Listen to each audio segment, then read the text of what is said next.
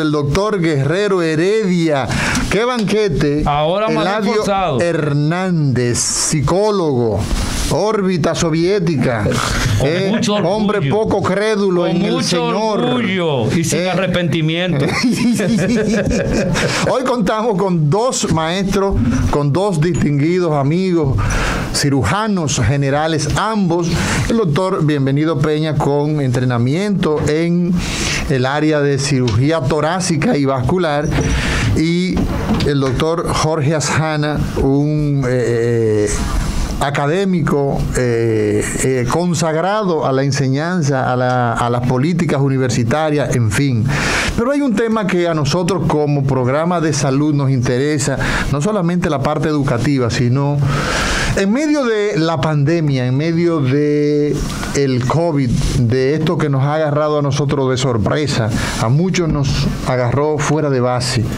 Vemos que los pacientes siguen enfermando. Las enfermedades no se detienen porque tengamos una epidemia. La actividad quirúrgica. Las estadísticas demuestran que antes de la pandemia morían aproximadamente unas 200 personas diarias. ¿O me equivoco? No, o sea, las enfermedades no se detienen. ¿Cómo ha impactado, doctor Asjana, doctor Bienvenido Peña, cómo ha impactado en la dinámica quirúrgica con las cirugías electivas?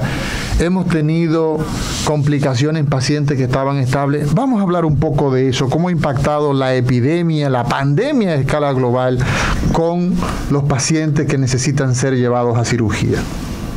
Cualquiera de los dos. Bueno, mira, definitivamente que ha impactado en disminución del número de casos, porque los mismos pacientes pues tienen temor de ir a consulta, porque nosotros trabajamos donde hay COVID, y COVID hay prácticamente en todos los centros de salud, quieras o no. Entonces los pacientes que no tienen una dolencia aguda o una dolencia que implique un tratamiento quirúrgico inmediato, lo que han hecho es que han postergado eso hacia el futuro. Wow. Entonces ya está entrando en la normalidad dentro de la epidemia, porque al inicio de la epidemia hubo mucho temor en todos los aspectos, incluso nosotros los médicos tuvimos temor también, los pacientes tuvieron temor, pero ya nos dimos cuenta que el ser humano se adapta a todo. O se muere. O se muere. No, uno se adapta, y por eso somos animales inteligentes que hemos sobrevivido tantos años y hemos dominado. Él se va a encontrar muy cómodo con esa idea que usted acaba de expresar. Pero mire, usted ha visto los niños de 1 año, 2 años, 3 años, que están usando su mascarilla como si nada hubiera pasado. Oye, entonces nosotros los médicos ya estamos acostumbrándonos a convivir con el COVID y hacer nuestro trabajo con protección en el COVID, igual que como lo hacíamos antes de la epidemia. Pero eso es un proceso, estamos nosotros de manera rápida adaptándonos a ese proceso, y lo que más rápido nos adaptemos vamos a hacer lo que mejor vamos a sobrevivir a la pandemia. Así es. Claro. Charles Darwin. Claro. Doctor Asjana. Mira, realmente entrando quizá un poco en el campo de la salud mental, la pandemia es generalizada en el planeta. Sí, señor. Vino caminando desde el Oriente, pasó por Europa, llegó a América, y obviamente era algo nuevo, es desconocido. Y el ser humano y la ciencia, cuando encuentra algo desconocido, pues entra en un campo de la precaución, ¿verdad? Y de la advertencia. Entonces salieron todos los protocolos, ¿verdad?, de diferentes países, por lo menos en el ámbito quirúrgico, recomendando, como decía el doctor Peña, no operar a menos que fuera una condición excepcional de operar, ante los riesgos y la incertidumbre en la que pudiéramos estar. Porque todo esto es desconocido, es algo nuevo, ¿verdad? Y al ser algo nuevo, pues lo primero que viene es la precaución. Hubo grupos quirúrgicos en otros países que uno ha aprovechado a través de los webinars de enterarse, que podían operar 1000 casos en un mes y estaban operando 10. Y se estaban limitando a casos exclusivamente entre la vida y la muerte, casos que no podían. Riesgos. Y toda la cirugía electiva fue prácticamente pospuesta. ¿Qué son cirugías electivas? Hablamos con el pueblo, hablamos con personas que nos siguen, que no manejan muchos términos. Las cirugías electivas son cirugías programadas. son cirugías que el paciente no amerita ser intervenido urgentemente y que puede... O sea, no me voy a morir si no me opero ahora. Exacto. Hay la cirugía de emergencia, que son las cirugías que van a correr entre la vida y la muerte, y hay una clasificación intermedia cuyo mejor ejemplo son los pacientes que tienen cáncer, que no es una cirugía de vida o muerte de una vez, pero que no se puede postergar en el tiempo porque la patología va avanzando. O sea, usted dice que es la intermedia. Bueno, porque interesante eso. O sea, no es una urgencia. No es una urgencia, pero tampoco se puede dejar. Ya entiendo. Como otras patologías que se pueden dejar, ¿verdad? Y de ahí vinieron algunos protocolos muy rígidos, sobre todo, ustedes saben que los Estados Unidos tienen mucha rigidez a veces con estos procesos, donde llegaron a recomendar que ni la apendicitis aguda se operara, a menos que fuera... Miren que eso duele. Claro, ellos recomendaron manejo conservador. ¿Y es qué, doctor? Puede ser mortal. Y pues claro, wow. Claro. Entonces, realmente estábamos en ese paradigma. Los primeros estudios dijeron que el aerosol que se desprendía de la laparoscópica no la hacía segura y que el anestesiólogo tenía un riesgo muy alto de contaminarse en la intubación, ¿verdad? Para anestesia general, para dormir el paciente, ¿verdad? Como decimos en el argot popular. Entonces, todo eso fue al inicio, como decía Peña, creando una nebulosa que luego se ha ido aclarando, ¿verdad? Y finalmente se demostró que la laparoscópica es más segura que la abierta, a pesar del COVID. Los anestesiólogos se protegimos a los pacientes, le hicimos las pruebas que eran recomendadas, ¿verdad?, para tener la garantía, porque también los primeros estudios demostraron que alrededor del 30% de los pacientes operados con COVID, pero no de COVID, ¿verdad?, sino operados, pero que tenían COVID o adquirían COVID, iban a fallecer. Y eso también ponía en un dilema al médico de operar una patología que no fuera urgente y que aumentara los riesgos y exponer al paciente. Doctor Peña, una pregunta. ¿Por qué usted elige cirugía como especialidad? Primero, porque la cirugía tiene como base la anatomía, que es el conocimiento de la estructura orgánica del cuerpo, y que los cirujanos somos médicos que además podemos operar. O sea, ¿cómo es eso, doctor? El que tiene una apendicitis, tú le diagnosticas la apendicitis, cualquier médico lo diagnostica, pero yo como cirujano tengo la formación de que yo lo opero y le curo la apendicitis. No le vuelvo a la apendicitis. Entonces, era una visión completa, de ayudar, de servir. Y esa pregunta, fíjate, yo llegué tarde hoy porque yo estaba en el hospital. Estaba en el hospital. ¿Por qué yo fui al hospital? Presentaron esta mañana, ahora, para evitar aglomeración en los hospitales, estamos haciendo entrega de guardia, presentación de casos, todo por vía virtual. Pero presentaron el caso de una jovencita que necesita ser operada. Entonces yo virtualmente no puedo comunicarme con ella, tengo que decirle. Entonces yo le dije, cuando terminé, a las 9:30, yo voy al hospital a ver a esa joven. Nosotros tenemos que tener contacto con el paciente y es uno de los riesgos que tiene la carrera de la medicina. Usted dice hospital, pero son muchos los hospitales. Son muchos, pero yo trabajo en 2 hospitales, pero en este caso el Hospital Gautier. Okay. Yo fui al hospital. Uno de los riesgos que va a incrementarse ahora con esta pandemia es la virtualidad, o sea, de no tener el contacto físico con el paciente. Nosotros no podemos operar a un paciente sin tener un interrogatorio, un examen clínico, tocar al paciente, física, explicarle por qué vamos a operarlo y por qué yo le propongo cirugía a un paciente. Sí. O sea, eso es algo, el paciente se entrega al médico, confía en el médico. Y nosotros tenemos... Es un dato sumamente interesante. Tenemos los médicos que tener eso presente y no abandonar ese sentido humano, ese contacto físico, ese interrogatorio, esa explicación que necesita ese paciente que vamos a someter a un procedimiento quirúrgico que puede ser riesgoso y puede comprometer su vida. Inclusive. Sí, porque hay un vínculo entre la vida y la muerte ahí. Entonces, la deshumanización de la carrera va en incremento. Estamos siendo menos humanos. Estamos siendo menos humanos porque tenemos menos contacto. O sea, el trato humanizado. El trato humanizado del paciente, de que tiene respeto, de que es un ser humano, de que tenemos que es un sujeto de derechos. Que es un sujeto de derechos, que él tiene que tomar participación en la decisión. O sea, cuando... Por eso se habla de consentimiento informado, inclusive. Exactamente. Entonces, todo este tipo de cosas nosotros tenemos que ver con los residentes que están en formación, con los médicos jóvenes que no tuvieron la oportunidad de hacer una medicina, un estudio de medicina en contacto directo con el paciente todo el tiempo, porque ahora lo llevan a una sala de simulación y es con un simulador, no con un paciente, que aprenden a hacer tacto, por ejemplo, rectal o tacto vaginal. Entonces, si también la presentación clínica la vamos a hacer vía virtual y vamos encontrando con el paciente en el quirófano, nos jodimos, doctor. Eso no es bueno. Doctor Jorge Azana, bien. ¿Cuál fue la motivación suya para estudiar cirugía, para usted irse por la cirugía? Y de no haber sido cirujano, ¿qué especialidad usted hubiese optado alternativamente? Cuando yo entré a estudiar medicina, mi norte era ser cardiólogo. Cardiólogo. O cirujano cardíaco, pero era por cardiología que yo quería.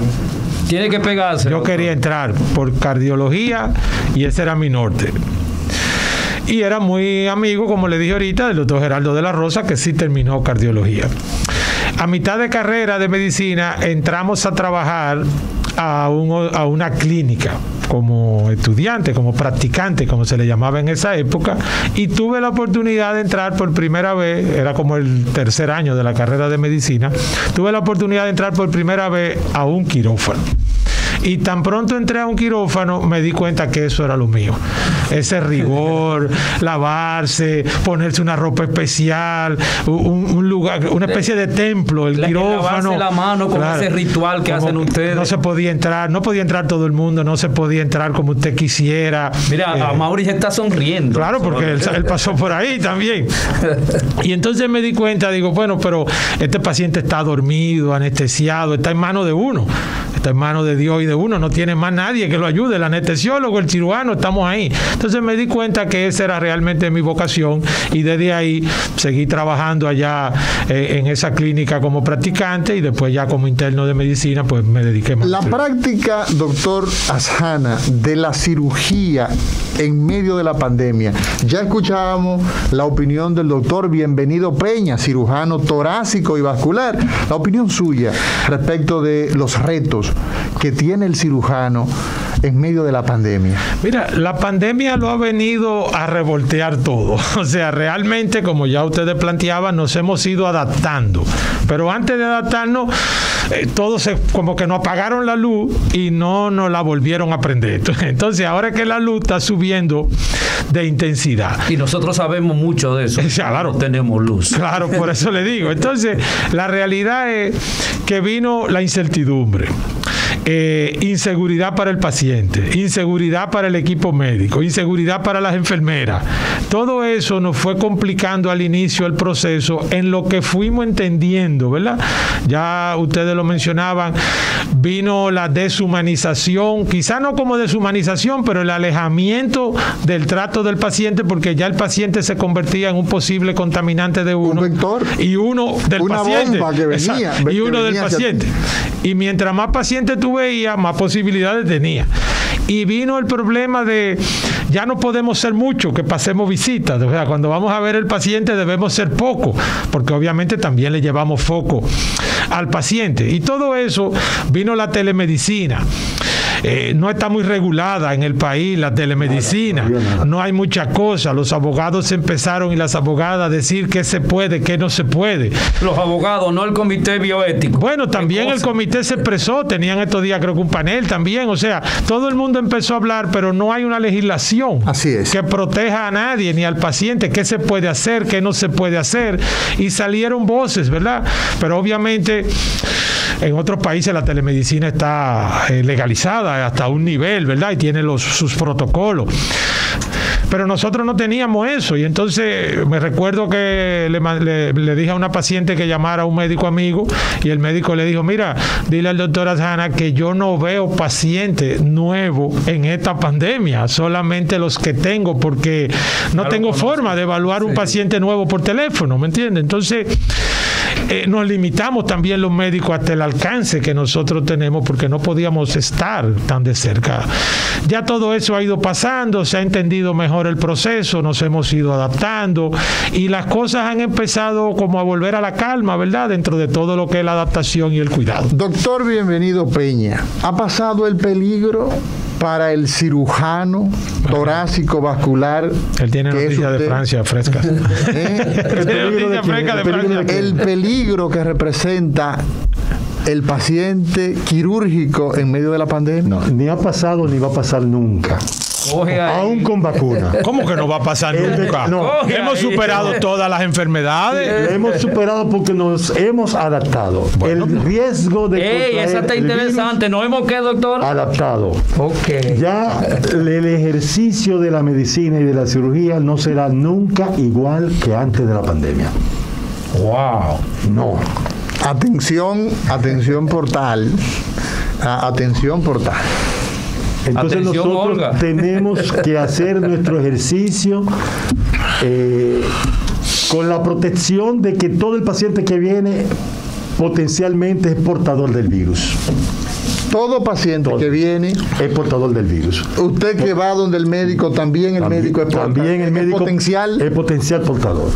La enfermera, todo el camillero, el portero, el odontólogo, el odontólogo y la odontóloga. Por eso es que nosotros y el psicólogo también. El psicólogo, no lo deje fuera.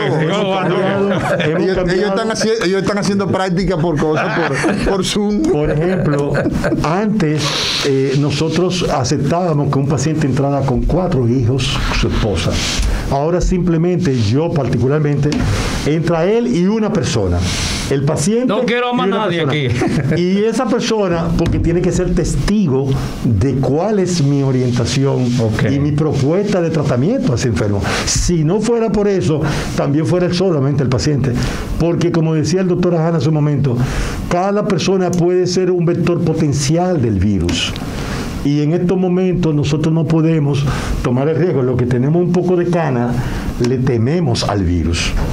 Tenemos que protegerlo. Y hasta los que no tienen canas, los que han perdido el pelo. Son varios grupos que hay aquí, ¿verdad? Escúchame, Eladio, espérate. Oye bien, Bienvenido Peña, el doctor Bienvenido Peña, pasado viceministro de Salud, ex director general de Residencias Médicas. Esta opinión es muy importante para la gente que nos sigue y es, nosotros formamos recursos humanos en salud. Nosotros tenemos residentes, así se llama al médico que está formándose en los hospitales en cualquier parte del mundo. Así es.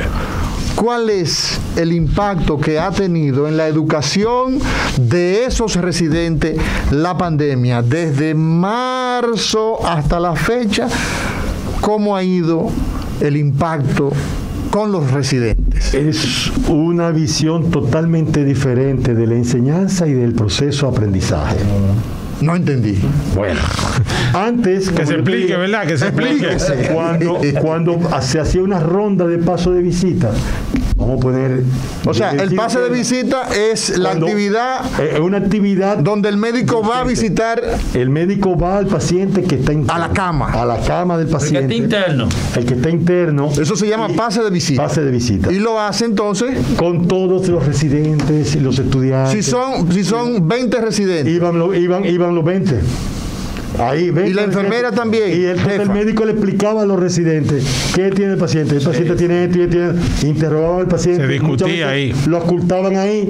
Si tenía un soplo, vengan, escuchen el soplo. Todo el mundo iba a escuchar el soplo. Entonces estamos hablando de 20 personas. Y el paciente le decía muchas veces, doctor, ayer no me tomaron la presión. Y entonces metí en problema al residente. O sea, había una interacción. Hay esa ronda del padre Villini. Sí, con el doctor, gloriosa ronda. Con el doctor Jorge Azana. Claro. Con el doctor Muñoz. Y el doctor Rodríguez Bonet. Con el doctor Heriberto Rodríguez Bonet. Bonet, con el doctor Darío de los Santos. Claro. Esa ronda en el Gautier con el doctor Bienvenido Peña. Entonces, fíjate, esa ronda... Eran dos verdugos. No, óyeme, Calígula. Pero una enseñanza basada en el clinus, en la parte clínica, al lado de la cama. Al lado de la cama con el paciente. La pandemia entonces, ¿qué trajo? La pandemia, que ya no se puede hacer eso. Claro. Eso desapareció. Wow. Entonces, ahora... ¿Ventaja o desventaja? Inicialmente una desventaja, pero que puede revertirse si nosotros somos inteligentes. ¿Cuál es la desventaja? Que no tenemos el contacto con el enfermo, con el paciente. No lo tenemos ahí. ¿Y cómo usted le toma el pulso? Bueno, al paciente por vía virtual. Una sola persona le toma el pulso y se le informa al resto. Pero tiene que saberse lo que Entonces es la situación. Entonces, la discusión se hace ya vía internet y la parte teórica se hace vía internet. Se hace más ágil. Los residentes tienen la ventaja de que no tienen miedo escénico. Claro. Hablan más libremente. Y llega más lejos, más gente. Pueden tener un pensamiento crítico que se adquiere más rápido, porque cuestionan más fácilmente, porque no están enfrente del maestro, no están enfrente de nadie. Hacen preguntas que aparentemente pueden ser tontas, pero son preguntas importantes, que cuando era físico no lo hacían por temor. Ahora lo hacen más fácilmente. Vamos a ir a una pausa. Sí, pero cuando regresemos yo quisiera saber... Nos vamos con el doctor Asjana del impacto que tiene en la enseñanza de grado en las universidades. Pero yo también quiero saber cuáles son probablemente las cirugías más frecuentes que se practican. No te preocupes, que para allá vamos. Vámonos a una pausa. El recetario.